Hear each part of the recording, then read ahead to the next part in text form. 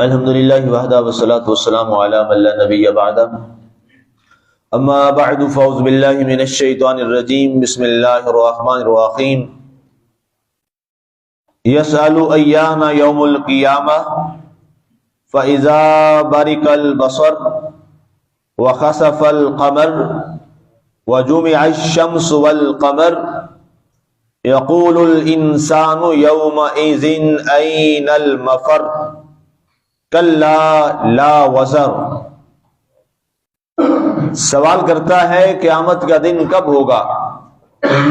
سو جس وقت نگاہیں پتھرا جائیں گی اور چاند بے نور ہو جائے گا اور جمع کر دیے جائیں گے سورج اور چاند۔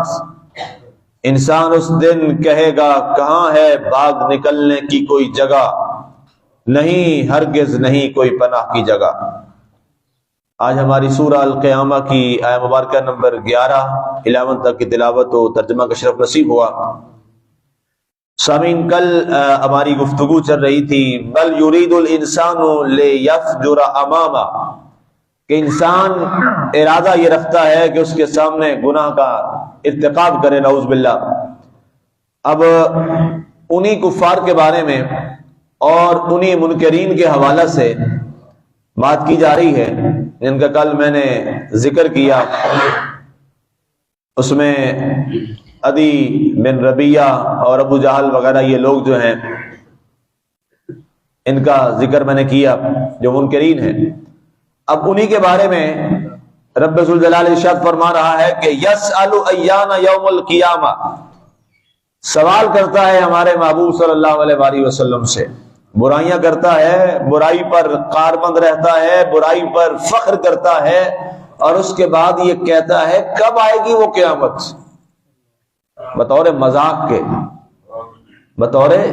کے جیسے آج کل بعض مسلمان بھی یہ جملہ بولتے ہیں، اور کئی ایسے بدبخت لوگوں کو یہ بات کرتے ہوئے دیکھا، خاص طور پہ جو راشی لوگ ہوتے ہیں، رشوت خور ہوتے ہیں، حرام خور ہوتے ہیں، سود خور ہوتے ہیں۔ جب ان سے کوئی بات یہ کی جائے قرآن و سننا کی، تو میں نے خود یہ بات کانوں سے سنی کہ اے جہاں مٹھا اگلا کہنے ڈٹھا۔ استغفر اللہ، یہ کفریہ جملہ ہے، یہ ابو جہل کا جملہ ہے، یہ شداد کا جملہ ہے، یہ فرعون کا جملہ ہے۔ کہتے جی یہاں تو بڑی موجیں، اگلا جہان کس نے دیکھا؟ وہ دیکھنا تو ہے، ہاں جی وہ دیکھنا تو ہے۔ کتنے دن تم بچ جاؤ گے؟ اور کب تک تم سود کھا لو گے؟ کب تک تم رشوتیں کھا لو گے؟ ہوتا یہ ہے اصل میں انسان کے سارے تقوی کا دار و مدار، انسان کے سارے اعمال کا دار و مدار، انسان کے کریکٹر کا دار و مدار اس کے رزق پر ہے، اس کھانے پر ہے جو وہ اپنے اندر استعمال کرتا ہے۔ جس شخص کا رزق پاکیزہ نہیں ہے، یاد رکھیے گا یہ بنیادی بات ہے، جس شخص کا رزق پاکیزہ نہیں ہے وہ کبھی بھی پاکیزہ عمل نہیں کر سکتا، اور نہ کبھی پاکیزہ عمل اس کی طرف بڑھتا۔ یہ بات ذہن نشین کر لیجیے، بنیادی چیز ہے جو آپ لقمہ استعمال کر رہے ہیں، وہ لقمہ کیسا ہے؟ اللہ تعالیٰ جس کو لقمہ حلال نصیب کرتا ہے، اللہ تعالیٰ اس کو ہدایت کا راستہ خود بخود عطا فرماتا چلا جاتا ہے، اور جس کو لقمہ حرام کی لت لگ گئی اور لقمہ حرام اس کے اندر چلا گیا، تو یاد رکھیے گا پھر اس پر شیطان کا حملہ ہو جاتا ہے، اور پھر ایک دن آتا ہے کہ وہ حرام اسے حرام لگتا ہی نہیں ہے، وہ سمجھتا ہے نہیں یہ میرا حق ہے، یہ ٹھیک ہے، یہ درست ہے، کیونکہ ظاہر ہے شیطان کے راستے میں لذت تو ہوتی ہے، شیطانی راستے میں وقتی جو ہے وہ خوشی اور راحت تو ہوتی ہے، شیطانی عمل میں وقتی طور پر جو ہے وہ دل کی مسرت تو ہوتی ہے، لیکن ابدی جو رسوائی اور ضلالت ہے وہ تو اسی کے اندر ہے۔ اللہ کے راستے میں، حلال رزق میں، محنت میں ظاہر وقتی تکلیف تو ہے۔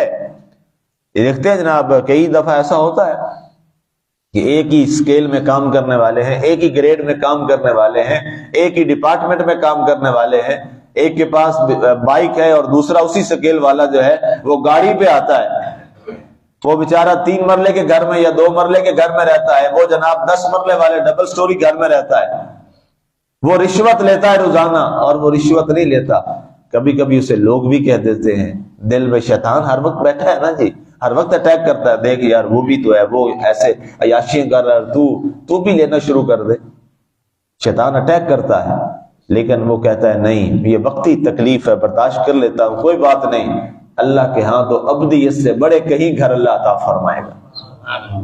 یہ مشکل کام تو ہے، کئی جگہ ہم نے خود دیکھا، ہمیں لوگوں نے کہا، لیکن یہ انسان کے لیے یہی تو آزمائش ہے، یہی تو آزمائش ہے کہ سارا سامنے کچھ دیکھے لیکن پھر یہ کہے کہ اس کو میں ٹھوکر مارتا ہوں کیونکہ میرے اللہ نے اس کو ناپاک کہا ہے، جو مشکل ہے یہ اس کو میرے اللہ نے پسند کیا۔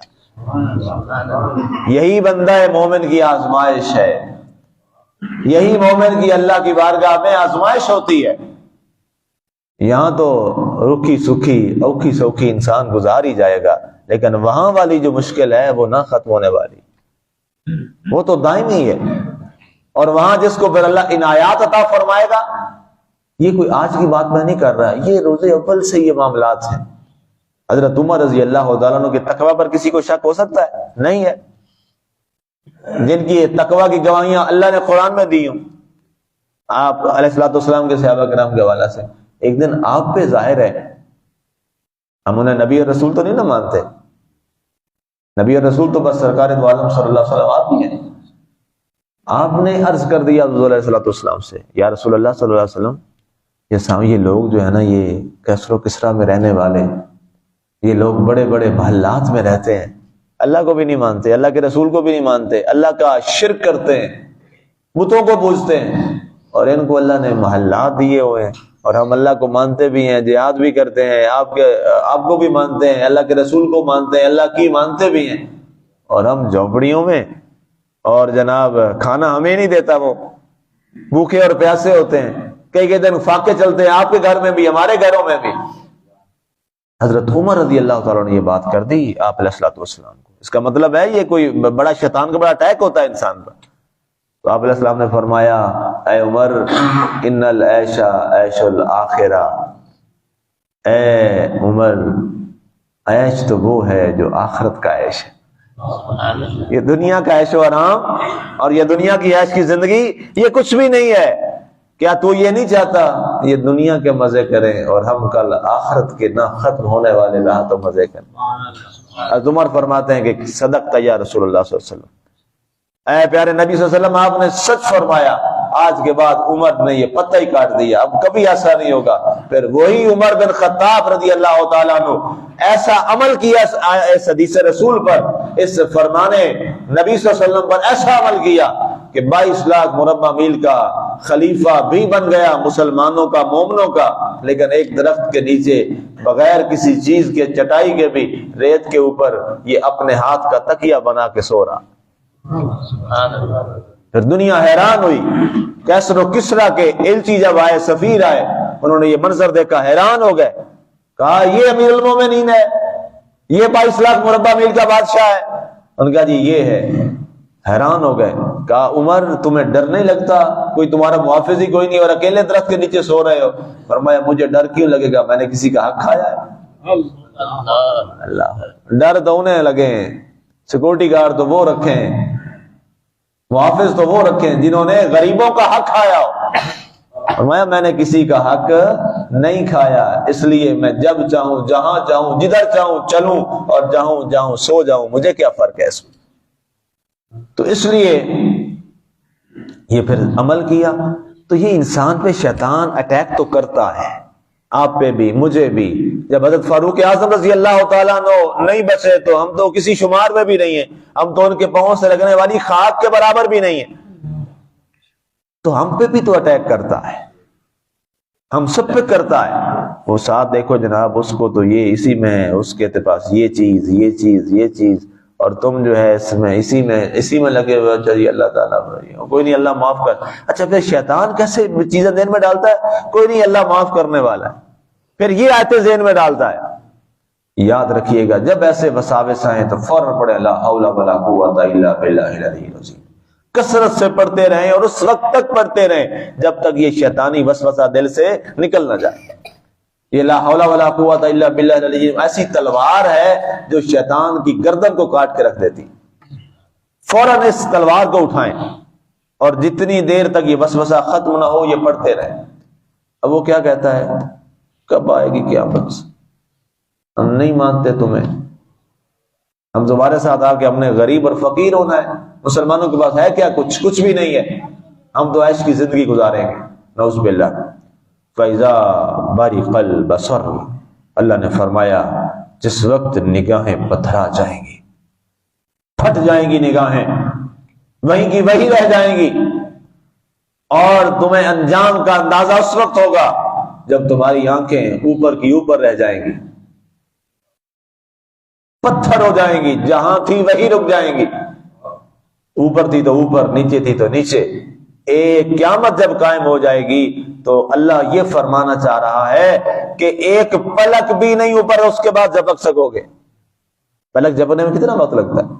نہیں، جب قیامت آ گئی پھر پلک بھی نہیں جھپک سکو گے، جہاں تھے وہیں پتھرا جاؤ گے۔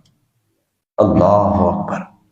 آگے فرمایا وَخَسَفَ الْقَمَرُ، چاند بے نور ہو جائے گا، جو چمکدار چاند ہے اس کی روشنی ختم ہو جائے گی، بے نور کر دیا جائے گا، اندھیرا چھا جائے گا۔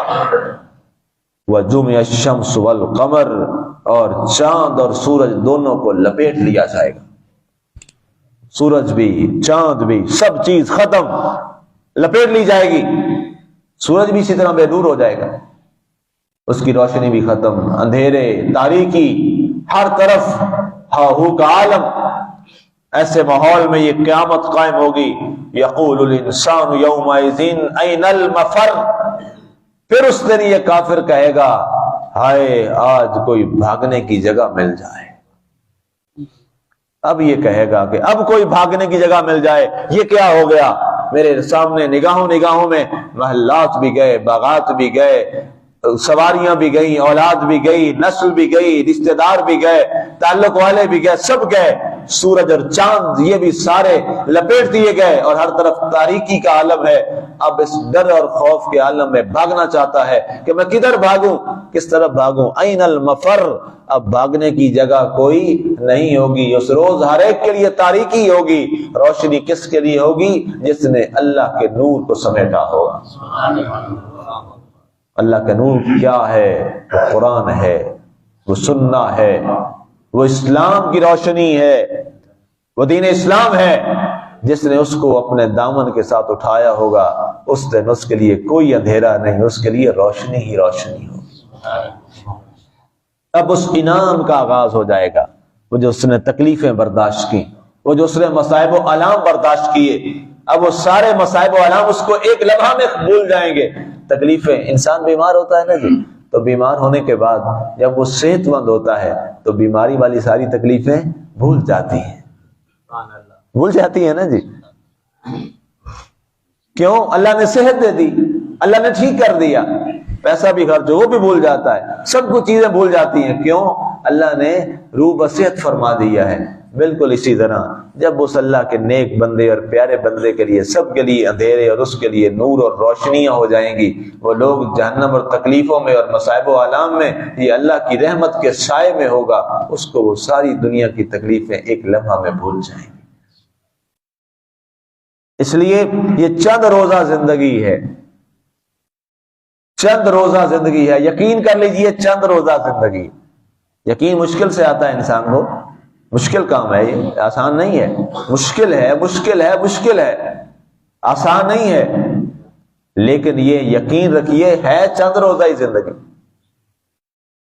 اور سوائے لعب و لعب کے کچھ نہیں ہے۔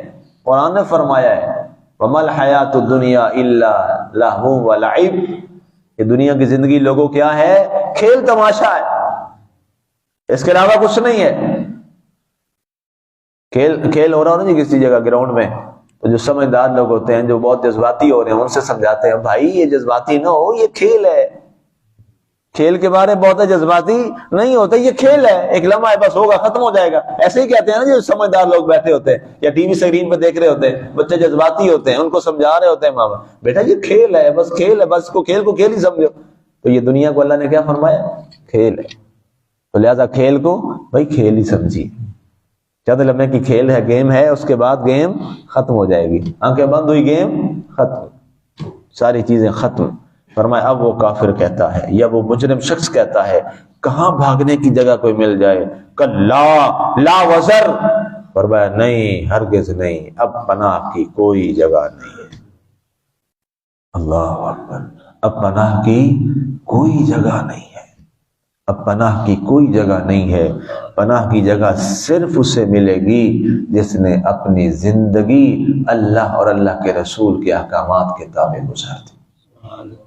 اس کے لیے اللہ کے عرش کے سائے ہوں گے، وہ اللہ کی رحمتوں میں ہوگا، وہ اللہ تعالیٰ کے قرب میں ہوگا، اللہ کی رحمتوں کے سائے میں ہوگا، اور اللہ تعالیٰ اسے ہر آزمائش سے محفوظ رکھے گا. حضرت سیدنا احمد رضا خان رحمۃ اللہ تعالیٰ علیہ فاضل بریلی، آپ نے یہ لکھا ہے کہ یہ پل صراط جو اتنی مشکل ترین اور مسلمان کے لیے آزمائش کی جگہ ہے، اتنی مشکل ہے کہ جناب بال سے باریک تلوار سے تیز، اتنا ایک مشکل مرحلہ ہے، آزمائش کا مرحلہ ہے. لیکن جس نے اپنی زندگی اللہ اور اللہ کے رسول کی اتباع میں گزاری ہوگی، فرمایا وہ ایسے گزرے گا کہ آنکھ بند کرے گا، پلک جھپکے گی، دیکھے گا تو پل سے گزر بھی چکا ہوگا، پل صراط سے گزر بھی چکا ہوگا. اور ہے کہ اللہ نے پل صراط بنائی کس کے اوپر ہے؟ دوزخ کے اوپر، جہنم کے اوپر ہے. جو وہاں سے گرا کہاں گیا؟ سیدھا جہنم میں. اور وہاں سے گزرنا کس سے ہے؟ وہاں کا پل محفوظ کیا ہے؟ وہ صرف عمل صالح اور اللہ کی رحمت. اس لیے اللہ تعالی سے ہر لمحہ اس کی محبت مانگیے، اس کی اطاعت مانگیے، اور اس کے نبی اور رسول حضرت محمد رسول اللہ صلی اللہ علیہ وآلہ وسلم کی اتباع مانگیے، اور ان کی شریعت اور جو آپ یہ نسخہ کیمیا لائے، ہدایت نامہ لائے، اس پر چلنے کی دعا کیجیے. اللہ تعالی ہمیں دنیا اور آخرت کی بھلائیاں نصیب فرمائے. آمین. وما علینا الا البلاغ المبین.